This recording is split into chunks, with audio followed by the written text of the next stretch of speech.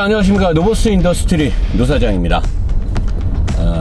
우리나라에서 가장 핫했던 차 중에 하나고, 노사장은 이로써 제네시스 군단을 거의 정복했다고 봐도 될 것 같습니다. 처음에 제네시스 GV80 6기통 디젤 사륜을 했고요. 물론 모든 엔진은 다 하진 않았지만 그 뒤에 제네시스 G80 6기통 사륜 풀옵션을 했죠. 그리고 나서 얼마 전에 GV80 2.5 스마트 스트림 터보 엔진에 후륜을 했고, 요번에 G80 2.5 스마트 스트림의 후륜입니다. 제네시스를 이렇게 종류별로 다 타는 거죠. 그래야 여러분들의 선택에 도움이 되니까요. 지금에 와서 이제 이 차는 가격대도 6천만 원대, 옵션이 이제 딱 적당하게 스탠다드 모델로 6천만 원대에 들어와서 오리지널 2500cc의 터보의 4기통 가솔린의 후륜에 마력이 300마력 살짝 넘잖아요. 530하고 직접적으로 경쟁을 해도 되죠. 사람들이 아니 그 530하고 하는 건 너무 불리한 거 아니에요? 근데 우리나라 차기 때문에 기술이 좀 적고 뭐 엔진이나 미션이 조금 기술력이 딸리기 때문에 일단 530보다 차값은 싸요. 그리고 530이 좀 옵션도 좋죠. 대신에 얘는 이제 우리나라 차니까 수입된 물건이 아니니까 관세가 안 붙었기 때문에 대신에 차가 더 크죠. 5 시리즈보다 더 커요. 저는 사실 이 차 2.5 스마트 스트림 터보 엔진이 5 시리즈하고 직접적인 비교를 하는 게 저는 맞다고 봐요. 가격대라든가 차에 갖고 있는 어떤 전장품이라든가 파워트레인을 봤을 때 5 시리즈랑 정확하게 비교를 하는 게 저는 맞다고 봐요. 그리고 5 시리즈랑 비교를 통해서 이 차를 선택함에 있어서 5 시리즈를 가는 게 맞냐 아니냐, 그리고 더군다나 이 차는 지금 후륜이기 때문에 BMW 그리고 피에즈 라만 형님이나 알버트 맥주만 형님 다 독일 BMW나 이런 쪽에서 관련된 분들이 왔기 때문에 그분들이 이 뼈대나 어떤 세팅값을 어루만졌고, 저는 여러모로 이 차는 5 시리즈랑 직접 비교하는 게 맞다고 보는 사람입니다. 일단은 뭐 디테일한 설명은 이제 그만해도 되잖아요. 이미 리뷰를 제네시스를 몇 번을 했으니까 디테일한 거 보고 싶은 분들은 이전 G80 영상이나 GV80 영상을 정주행해 주시고요. 양해 좀 부탁드릴게요. 빨리빨리 진도를 빼야 되니까. 그리고 요번 화차부터 해서 전체적인 리뷰의 포맷이 좀 바뀝니다. 여러분들한테 좀 다른 이 유튜브 채널들처럼 담백하게 짧게, 그래서 지금 이 영상을 필두로 영상이 그동안 뭐 하체 따로 본편 따로가 아니라 믹스를 해서 짧게 담백하게 좀 뽑으려고 엑기스만으로 갑니다. 이런 것들을 여러분들이 좀 보시고 저한테 피드백을 주셨으면 좋겠고요. 또 중고차 알아가기라는 중고차 정비 컨텐츠가 지금 같이 병행되고 있기 때문에 어차피 여러분들한테 풍부한 볼거리가 제공되는 거는 뭐 걱정 안 하셔도 됩니다. 자, 지금부터 바로 리뷰 들어가도록 하겠습니다. 코너를 돌면 얘는 얘도 마찬가지로 4시즌 타이어가 들어가 있어요. 4시즌 타이어가 들어가 있어서 상당히 차가 이제 타이어의 그립은 잘 못 잡는 상황인데, 제가 이 차를 여러분들한테 제일 알려주고 싶은 엑기스만을 뽑아보자라고 하면 5 시리즈랑 비교해서 뭐 5 시리즈보다 좋다 어쩌다 많은 리뷰어들이 그렇게 얘기했는데, 제가 봤을 때 5 시리즈보다 좋은 점이 딱 하나 있어요. 모든 주행 상황에서 항상 고급진 느낌을 줍니다. 굉장히 고급진 느낌을 주는데, S클래스나 7 시리즈의 버금가는 뭐 그들보다 뛰어나지 당연히 못하죠. 차값이 있으니까. 근데 굉장히 부드러운 느낌을 주는데, 이게 기술력이 모자른 건지 현대자동차의 고의적인 이 자동차를 우리나라의 문화권에서 우리나라 소비자가 이 차를 살 때 선택하는 기준점이 고급진 드라이빙이기 때문에 그렇게 했다라고 하면 그럼 뭐 제대로 한 거죠. 그러면 저는 이제 말로만 끝나는 게 아니라 그 이유들을 다 찾아낼 거예요. 지금 여러분들한테 다 보여줄 거고, BMW 5 시리즈보다 항속에서 확실히 고급져요. 당연한 게 휠베이스가 더 길죠. 휠베이스가 길면 길수록, 휠베이스는 앞바퀴부터 뒷바퀴, 자료사진, 앞바퀴부터 뒷바퀴까지의 길이가 길면 길수록 고급진 드라이빙 느낌이 좋아요. 대신에 운동 성능은 떨어집니다. 차체의 강성에도 많은 부분 보강이 돼야 되기 때문에 중량도 많이 늘어나게 되죠. 고급진 느낌, 휠베이스가 길고 고급진 느낌을 세팅을 해놨어요. 각 구성품에 그런 걸 해놨는데, 그럼에도 불구하고 부드러운路面에서 계속 달릴 때는 이렇게 아스팔트에 아무것도 없을 때, 포장이 잘 돼 있는 도로를 달릴 때는 굉장히 부드러운데, 불규칙한 노면이 좋지 않은 곳을 갈 때는 부드러움 속에 좀 부족한 게 있어요. 부드러움 속에 뭔가, 왜 부드러운데 이런 느낌이 이 안으로 들어오지라고 하면 앞쪽에서는요 하부의 서브 프레임과 서스펜션은 거의 5시리즈 판박이에요. 피에즈라만 형님이나 알버트 맥주만 형님이 거의 뭐 BMW 걸 거의 그냥 복사하듯이 갖다 넣어버려 가지고 앞쪽은 괜찮은데 BMW는 그런 서브 프레임이 달려있는 앞쪽의 인사이드 패널 앞쪽으로 쭉 끝까지 뻗어나가는 여기 벌크헤드 밑에 이쪽 대시보드 밑에 쪽에 앞쪽으로 쭉 뻗어나가는 인사이드 패널이 있어요. 메인 골격이거든요. 거기에 이제 엔진이 붙고 서브 프레임이 붙고 이런 곳인데 이 앞쪽에 잔진동에 관련된 부분들에 대해서는 BMW나 벤츠들은 그쪽에 알루미늄이 많아요. 근데 이 차는 그쪽에 알루미늄이 아니고 스틸로 돼 있죠. 그러다 보니까 잔진동이 들어오는 거에 있어서 고급진데 안 좋은 불규칙한 노면을 갔을 때 들어오는 느낌들이 좀 부족할 수밖에 없는 것 같아요. 그쪽에서 이제 잔진동이 어느 정도 퍼지는 것 같고, 그 다음에 이제 뒷바퀴에서는 뒷바퀴의 서스펜션 구조를 여러분들이 이제 제가 같이 보여드리면서 말씀드릴 건데, BMW 5 시리즈와 거의 똑같은데 이 차는 뒷바퀴 서스펜션에 메인 로우암이 BMW는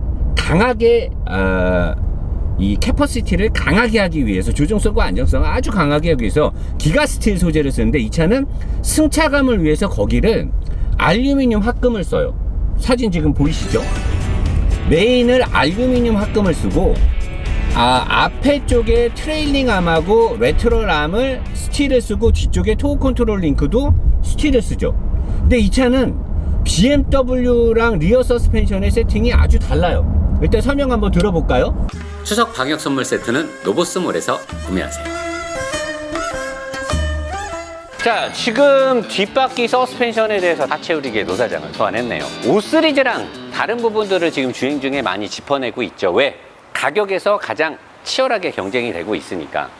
이 차에서 5 시리즈보다 조종성이나 안전성은 떨어지지만 훨씬 더 부드럽고 고급진 느낌을 주는 이유가 있어요. 생긴 형상의 대부분을 보면 5 시리즈나 일반적인 벤츠라든가 이 멀티링크의 구조가 거의 표본을 따라가고 있죠. 알버트 비어만 형님께서 하셨으니까 당연히 그럴 건데, 왜 5 시리즈에 비해서 다른 느낌이 나느냐라고 보면, 5 시리즈는 이 너클함에서요 여기서 댐퍼를 묶고 이쪽으로 올라가요. 그러니까 댐퍼도 살짝 자체가 캠버를 유지하면서 너클함이 바퀴를 움직이기 때문에 직결감이 있는 거죠. 그래서 뒷바퀴의 조종성이나 안정성에 대해서 굉장히 혼연일체라고 해야 되나? 이런 느낌을 주게 되는데, 이 차는 5 시리즈랑 다르게 메인 로우암을 알루미늄을 썼어요. 승차감을 위해 세팅한 거죠. BMW는 이 알루미늄 로우암을 쓰게 됐을 때, 알루미늄 합금을 쓰게 됐을 때 부피가 커지고 더 무거워진다라는 거를 감안을 해서 굉장히 비싼 기가스틸, 알루미늄 합금보다 더 비싼 기가스틸로 얇게 뽑아서 뒷바퀴의 조종성이나 치밀함에 높은 세팅을 하고, 차체의 어떤 조종성이나 안정성, 주행 느낌에 민감하게 반응을 하는 댐퍼를 너클함에 묶어서 위로 뺐지만, 얘는 말랑말랑한 이게 참 애매한 단어죠. 제 친구 중에 말랑이라고 있어요. 본주야, 네 얘기하는 건 아니라잉? 말랑말랑한 알루미늄 합금, 이 알루미늄 합금을 쓰게 되면 부드러운 승차감을 가질 수 있기 때문에 여기다 지금 댐퍼를 묶어서 위로 올리면 일반적인 상황에서는 굉장히 부드러운 느낌을 갖게 되는 거예요. 지금 노사장이 계속 얘기하고 있잖아요. 부드럽다, 밑도 끝도 없이 부드럽다. 하지만 확 잡아 돌렸을 때 뭔가 단단하게 끌어주지 못한다는 느낌이 있고, 앞바퀴에서도 얘기했듯이 뭔가 전체적인 스틸의 사용 빈도가 많음에 있어서 요잉 피칭을 완벽하게 제어를 못한 이유로 이 토우 컨트롤 링크에 우리가 선회를 하거나 일반적으로 칼치기를 하거나 이럴 때 가장 이 바퀴를 끌어주는 거는 앞쪽에서 오는 트레일링암, 이 두 개가 가장 많이 이 바퀴를 끌고 오지만, 급하게 움직일 때는 이 토우 컨트롤 링크가 이 바퀴에 이 틀어짐을 얘가 견뎌야 되기 때문에 굉장히 강한 스트레스가 이쪽으로 전달되거든요.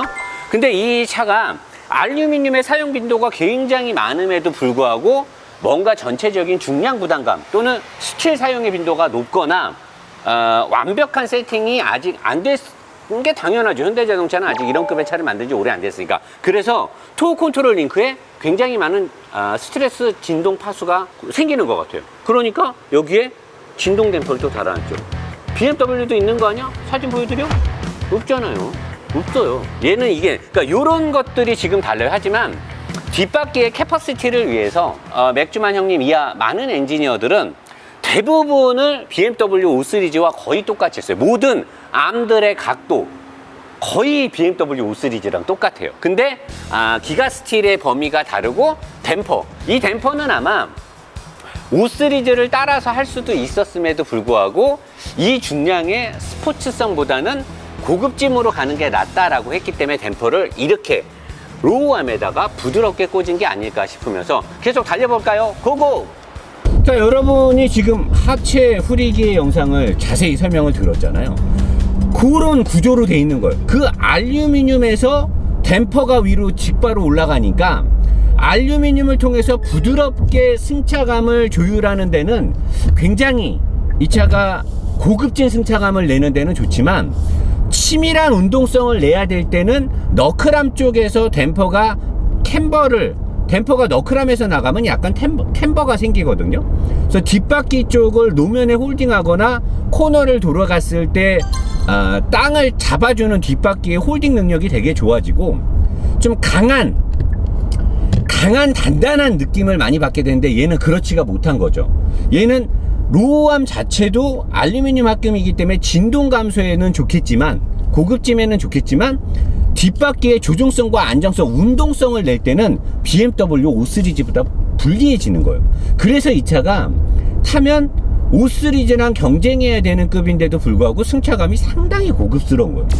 그런 부분에서 이 뒷바퀴에 5 시리즈하고 다른 부분, 그 다음에 현대자동차가 G80을 어떻게 세팅했는지를 알려줄 수 있고, 제가 중간중간 코너를 잡아 돌릴 때 이 차가, 제가 제네시스 GV80 후륜할 때도 후륜에 치밀한 세팅 값이 없다, 현대가 후륜을 만들 줄 모른다라고 얘기하잖아요.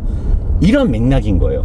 이렇기 때문에 뒷바퀴가 BMW랑은 아예 다르게 세팅해. 그러니까 얼핏 눈으로 봤을 때는 사람들이 야, BMW랑 똑같네 라고 말을 하는데 자세히 뜯어보면 BMW랑 똑같지가 않은 거죠. 그래서 이 차는 코너를 좀 세게 돌 때 상당히 부담스러움이 있어요. 그리고 물론 이 차를 세팅할 때 현대에서 세게 달리라고 만든 차는 아닐 거예요. 근데 이게 살살 돌 때는 어느 정도 싹 이 앞 서스펜션이 쫙 잡아주는 느낌. 제가 예전에도 이 차 G80 3.3 할 때도 얘기했듯이 앞바퀴 서스펜션이 잘 따라주는데 여기서 이제 속도가 좀만 빨라지면 붕괴 속도가 되게 빨라요. 그게 뒷바퀴의 전체적인 설계고요. 앞바퀴는 되게 BMW랑 똑같이 설계가 돼 있어서 굉장히 움직임의 범위에 있어서 뭔가 이게 부드럽고 예리하게 움직이고 거의 벤츠나 BMW나 거의 똑같이 해놨거든요. 근데 뭔가 제가 달릴 때 보면 훨씬 더 5 시리즈보다는 부드러워. 근데 뭔가 좀 딱 잡아 돌릴 때 보면 뭔가가 좀 날카롭지 않고 타이어 때문에 쭉 밀린다라고, 제가 G80 3.3 4륜할 때도 타이어 때문에 계속 밀린다고 했는데 이 차를 타면서 제가 Y 입각 정신을 하고 계속해서 파본 거예요. 아니, 구조가 거의 똑같은데 왜 그럴까 보니까 일단은 5 시리즈에 비해서 중량이 200kg 가까이 무겁고요. 같은 이 4기통을 기준으로 봤을 때. 그리고 앞쪽에 엔진의 위치라든가 앞뒤의 무게 배분에서 뭔가 다른 게 있나? 그것 때문에 이 스티어링 핸들링 느낌이 이렇게 달라지나? 근데 그것도 아닌 것 같은 거야. 타보니까 이게 미묘하게 뭔가가 5 시리즈하고 E 클래스처럼 거의 똑같은 그런 구조로 만들었는데 얘가 더 부드러워. 무게가 더 무거운데 그러면 이 렉앤 피니언을 더 세게 밀어서 그런가? 근데 그건 아니고 뭔가 바퀴가 노면을 하는 게 타이어 때문, 거의 나는 타이어 때문이라고 무조건 생각을 했어요. 밀리는 것도. 근데 내가 계속 타고 계속 보면서 이유를 찾아냈어요. 그 이유가 뭔지 궁금하죠? 다시 한번 보실까요? 자, 여러분, 지금 달리고 있는 상황에서 노사장이 하체 후리기 노사장을 소환했습니다. 지금 노사장이 달리면서 여러분들한테 가장 설명해 주고 싶은 부분이 무엇이냐면 5 시리즈하고 지금 가장 큰 경쟁을 벌이고 있고 알버트 비어만 형님이 BMW를 세팅하던 분이잖아요. 그러다 보니까 이제 여기에 해답이 있는데 차이점들이 있어요. 왜 5 시리즈에 비해서 더 둔하거나 부드럽고 노면 추종성이 5 시리즈보다 약하냐는, 일단은 전체적인 이 차체에 들어가는 알루미늄의 빈도가 다르기 때문에 무게에서 얘가 불리하죠. 얘가 5 시리즈보다 뭐 조금 과장하면 200kg 이상 무거워요. 같은 4기통 엔진일 때. 뭐 좀 200kg는 안 되는데 좀 과장을 하자면 그런 게 있고, 그 다음에 이 서스펜션에서 요 상부 쪽은요 5 시리즈하고 그렇게 크게 차이는 안 납니다. 근데 이렇게 너클함이 내려와서 지금 노 사장이 핸들을 돌렸을 때 뭔가 느낌이 다르다. 이 분명히 5 시리즈랑 다른 게 뭐가 있냐 그러면, 여기 이 텐션 스트럿, 요 암, 요거 BMW하고 거의 똑같이 설계되어 있습니다. 그 다음에 요 스티어링 암 거의 지금 똑같이 되어 있어요. 근데 5 시리즈하고 가장 많이 다른 게 여기 피봇이에요. 5 시리즈는 지금 사진 하나 여러분 잠깐 보여드릴게요.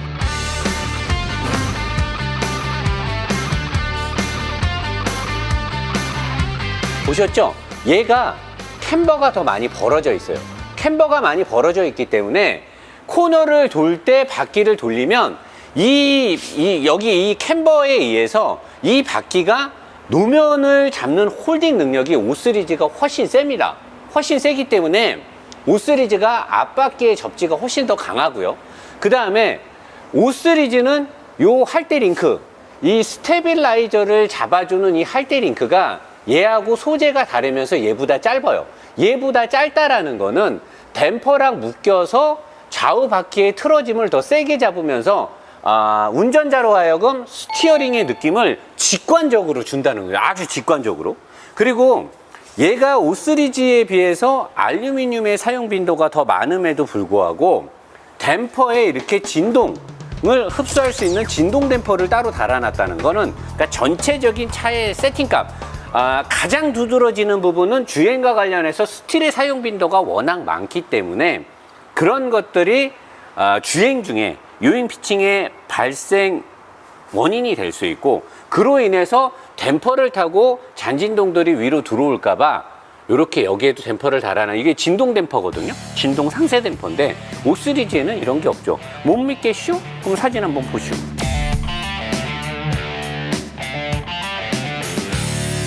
보셨슈? 없죠? 없어요. 그렇기 때문에 이 차가 5 시리즈보다 어떻게 보면 하드웨어적으로는 더 잘 만든 것처럼 보이는데, 이런 세세한 세팅값. 그러면 사람들이 그래요. 아니 그러면 여기에 있는 이 피봇을 5 시리즈처럼 하지 그랬냐? 왜 안 했냐? 이 차의 목적성은 부드러운 주행이 있는 거죠. 엔진에서도 얘기를 했듯이 전체적인 주행 세팅이 부드럽게 가기 때문에 없는 겁니다. 차 다시 리뷰로 갑니다. 보셨죠?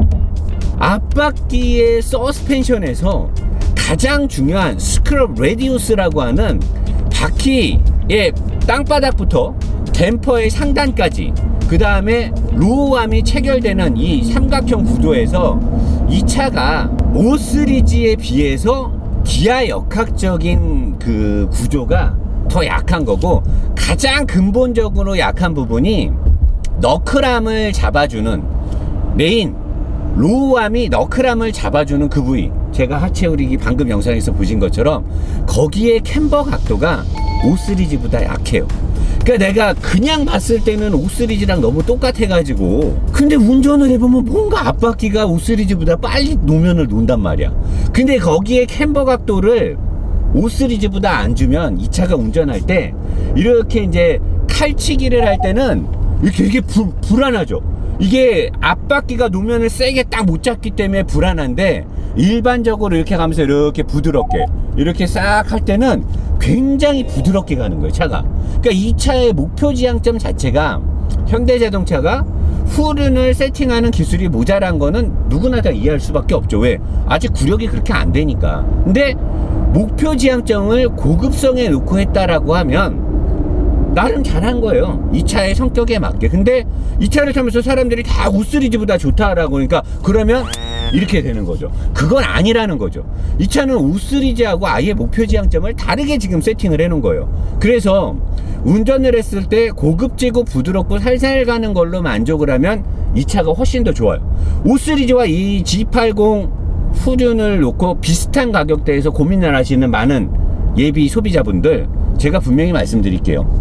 고급지고 부드럽습니다. 하지만 운동성이나 조종성, 위급한 상황에서의 안정성에서는 O3집에 많이 떨어져요. 그러니까 그런 부분을 염두에 두고 차를 사면 좋고요. 이제 마지막 하이라이트는 엔진이거든요.